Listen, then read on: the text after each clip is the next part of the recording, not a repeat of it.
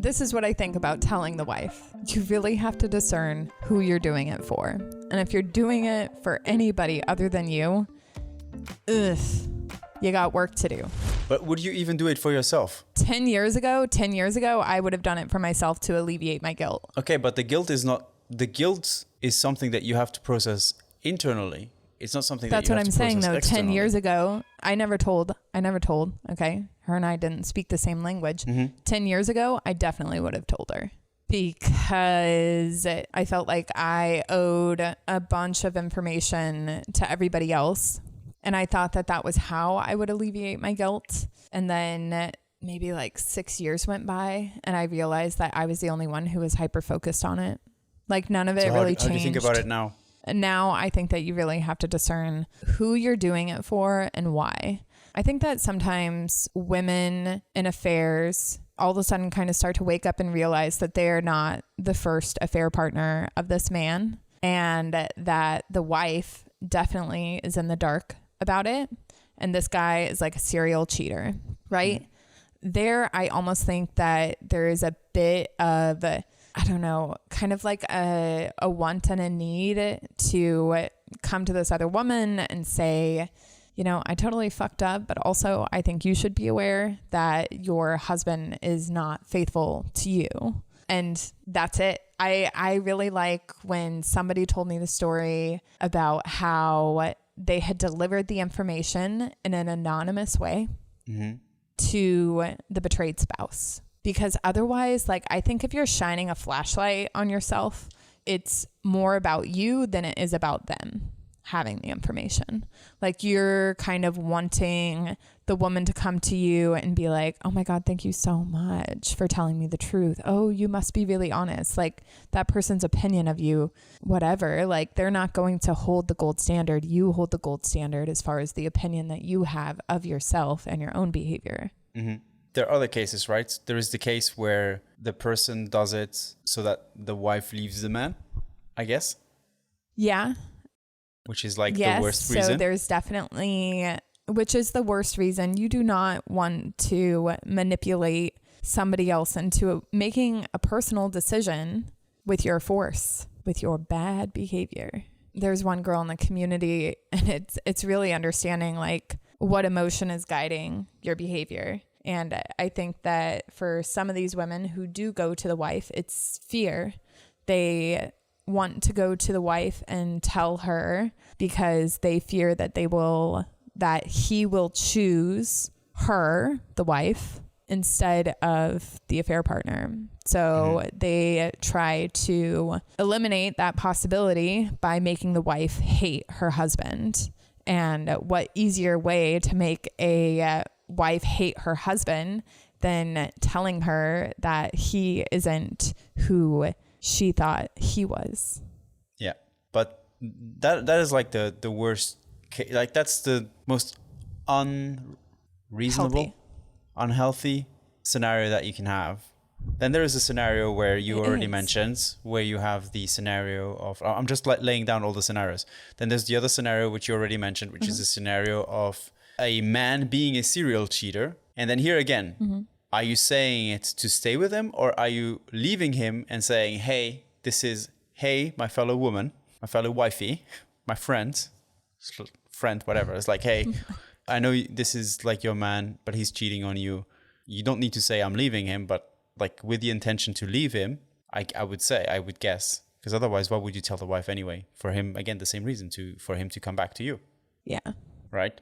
So I think whenever I was contemplating telling Stan's wife, it wasn't about manipulating his own personal decision. It was me wanting to alleviate my own guilt, which nothing I could do would alleviate my guilt. Like I've said this before, but like guilt is a knowing, and it's the acceptance of my guilt that I think has led me to a place where I can enjoy life again, which required me processing the fact that I am capable of doing incredibly hurtful things. Like my guilt stays, my shame goes. That's like, does it stay? It took some serious discernment. Does my guilt stay? Absolutely. when I get around men now, like, because this happens often, I don't know if you know, but I am an inviting character in a room. No shit, Sherlock. I'm very aware. I'm very aware of this now. And like recently I went over to a friend's house and her brother was there post divorce. So, and she had shared this with me. She was like, my brother's coming over. If you guys want to come over, that would be a really good time. He's here because he's currently going through divorce. And I was like, okay, noted. I kind of need all of this information when I'm walking into a room, or I don't need it, but it's nice to have because I know that I can walk into a room, make conversation with somebody, and they will perceive it as something more than it actually is. And I'm not going to let their perception of the conversation skew my understanding of the reality of what's going on. So give me an example of that. An example is I will ask someone, how are you? And they immediately will start to open up. And if they start to open up and I can sense like a tinge of struggle, I want to go into it with them. Not to be with them, but almost to just like highlight that their struggle is real, validate that their perception of their current place in life is hard, right? But sometimes when I do that with people, they cling to me as if I'm the one who made it so for them, like that they could see that. But I'm like, no, all I did was just have a conversation with you. And for some reason, you felt safe enough to see it within yourself. Yeah. But they think it's because of me. And I already know it's not because of me. I think that the reason why they feel the way they do is because you have done the work with yourself. And because you have done the work with yourself, you are able to lead other people doing the same work with themselves through a conversation. Mm-hmm. Mm-hmm. Yeah. So you're able to facilitate that space. Yeah. So now that I know this about me, right? And I have previously stepped out of my committed relationship in pursuit of myself. I already know that I'm guilty of that, which means that I am totally capable of doing it again. And so when I walk into a conversation with somebody who I can tell is kind of reaching for me, I'm like, they can reach all day, but I am untouchable. Like, I'm not going to get sucked in by this other person just because I want to have a powerful conversation with them. If you are the other woman in your relationship and you love this podcast, you would love the Other Women community. The Other Women community is a membership program designed to help other women just like you reclaim their relationship with themselves and heal from their affair.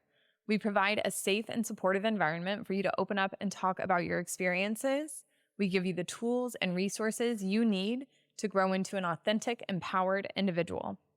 If you're ready to take the next step in your healing journey, head on over to theotherwomanandthewife.com/community to learn more about the membership and all it has to offer. How do you discern whether to tell the wife or not? Kevin says, don't do it. Yeah. And you say it as well, right? I think that I think that it creates more chaos in the world. If you tell.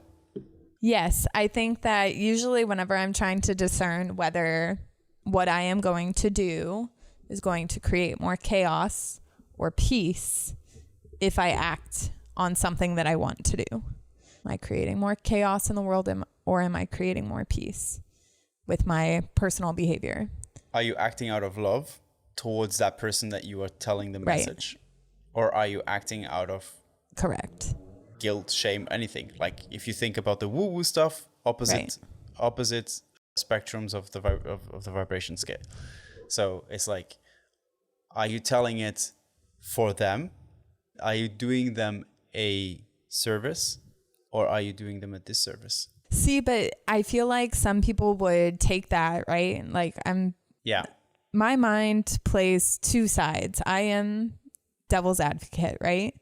So I think that a lot of people would argue the disservice you're doing by not telling the wife is you are still allowing her autonomy to be revoked from her. Like one of the most powerful things that happened when the affair, so like Stan and I were definitely in an emotional affair, unaware, because I didn't know what an emotional affair was before I had one. Definitely in an emotional affair.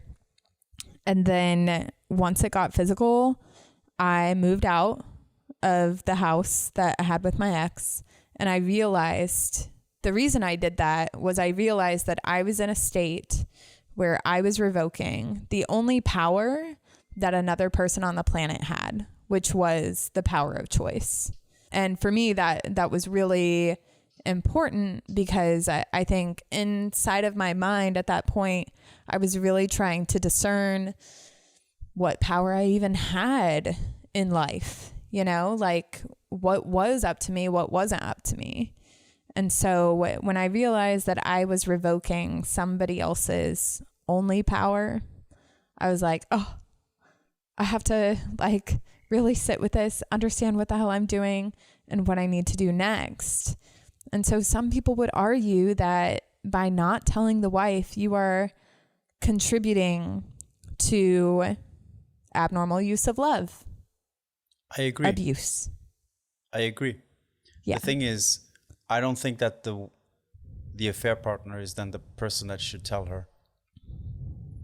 Because the affair partner is... I agree. The affair partner is inside the relationship. It's like there are three people in this. And like, why should you tell her? Are you doing it for yourself? Do you want him to leave her? Or are you doing it for act of love? Again, act of like telling her to take back her power of what reality actually looks like and that she's not living a lie. Yeah, if that is the case, and then yes. Right. But don't take that the wrong way in saying, hey, I'm going to tell her so that she gets the reality back and he's still going to leave her so he stays with me. That's also like bullshit. Sorry. Yeah. Yeah. Basically gunning for an outcome. Yeah. This is why I think that asking yourself the question, by doing this, am I creating more chaos in the world or more peace? Like, am I bringing peace to the world by doing this, or am I creating more chaos? Which is why I'm like, if you're going to tell the wife, like, if you think that she, like, out of love, you think that this person needs visibility into your reality, right? Because essentially it's your reality for them to make better decisions for themselves. Because I do think that that is an act of love, right? You do it by not putting your face, your name, none of it with it. You're going to walk away completely. So you anonymously get this information to the person and you allow the marriage to do its thing. But at this point, you have no future expectations of anybody else. This is when you start to drop your expectations of others and you really start to focus on what expectations you have of yourself. And how hard is that? It's very hard.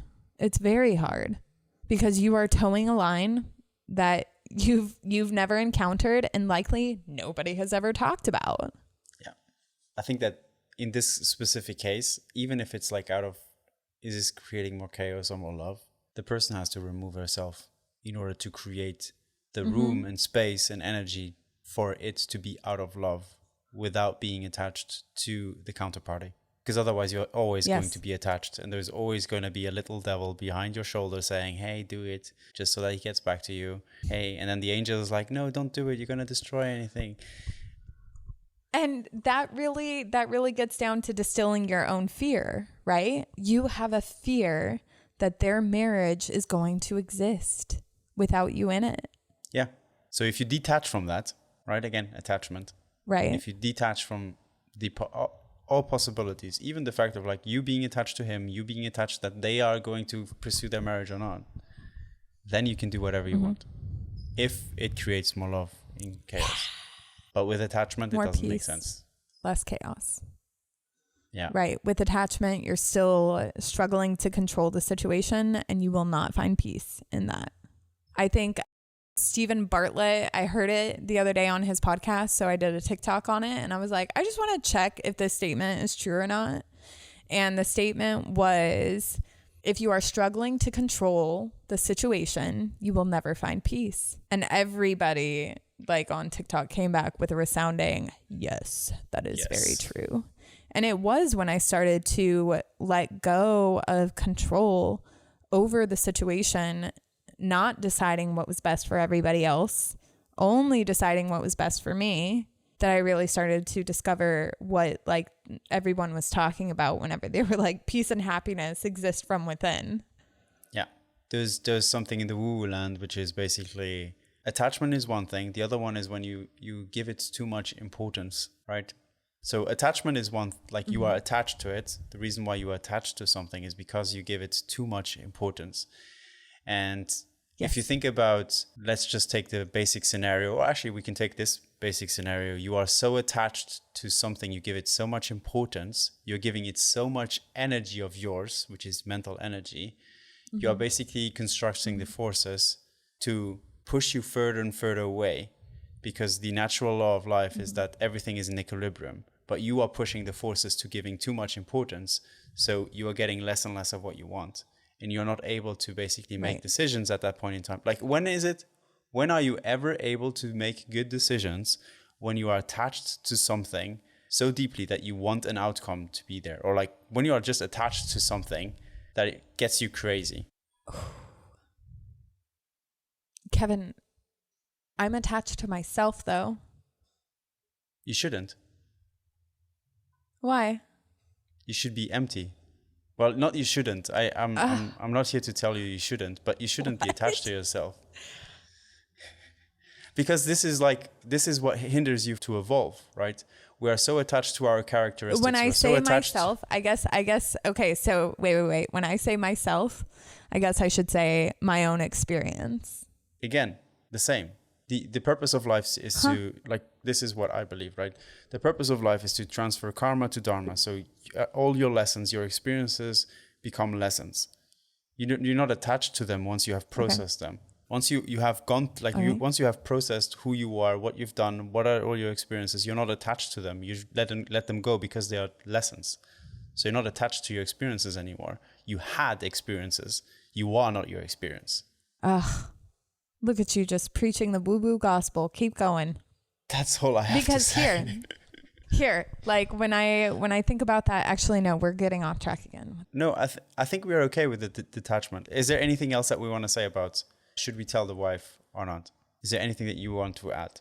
Well, you just have to decide who you're doing it for and if that person is not you, okay? We really got to step back and maybe make less decisions and spend more time reflecting. And so who you're doing it for, and also whether it is bringing chaos or peace to the situation. Like, not to the situation, to the world, right? Well, because anyone can argue situation is like, to my own benefit, my situation. Yeah, it's going to help me. Oh, I see what you're saying. To the world, it means like is there going to be more? Is there going to be more peace in the world, not in your little universe of your egoistic self? Sorry, I'm harsh on you, but that's just a reality. We are all attached to our egos. This is not about you.